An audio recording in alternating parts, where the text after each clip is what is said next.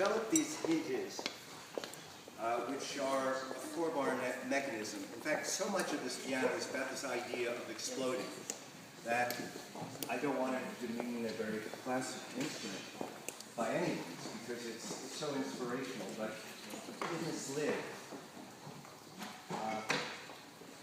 there is this, it goes from being flat to this odd kind of twist, where it hits at one point.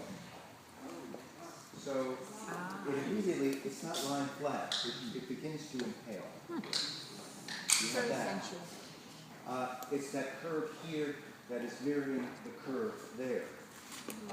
When you lift it up, and the four-bar works, it lifts it away from the piano, so it's not what we know as a piano hinge, but it comes up like that.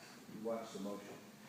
And so, in addition to that, we have this top stick that comes from the serpentine curve.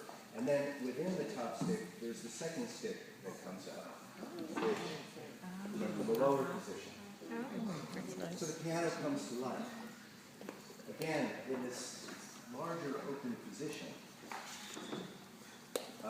as the lid moves forward and allowing sound to come out on the back of the piano, so there's a fuller circulation. And then this cone shape that we have here, as that sound comes out, it moves in this direction and it amplifies. The desk is curved, it's arced to meet the book. That also is on a four-bar mechanism, so that it's not just simply coming up, but again, it comes to life. And then this slides back and forth so that you can adjust as you might want to. And then this can be in any position for your music. The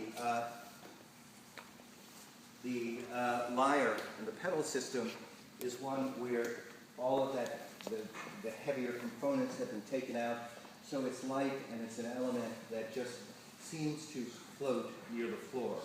And of course, the identifying element in a range of pianos is this recessed reveal here, which carries down until it meets the leg, and then the leg comes down in this final twist.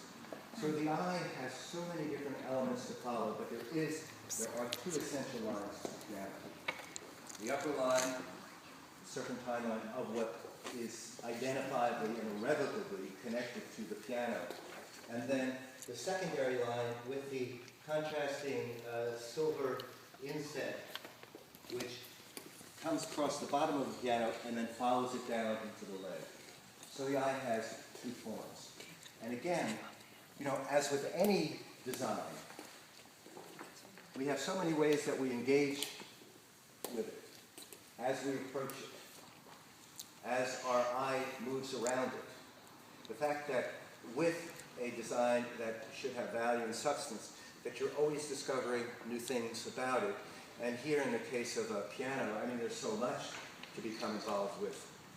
For me, it's the dynamic of the case, the relationship to all of the acoustic aspects, to the mechanical aspects, and this notion of the fact that, like, a piano on its own is a high-performance race car.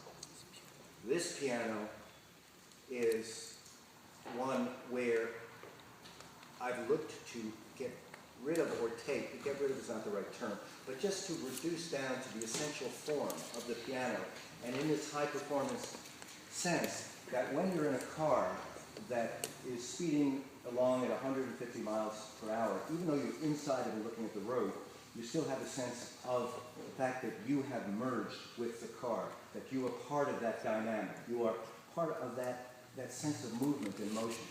So at that final moment, when you do sit down at the piano to play, you feel at one with it. You have this sense that you are a high-performance race car.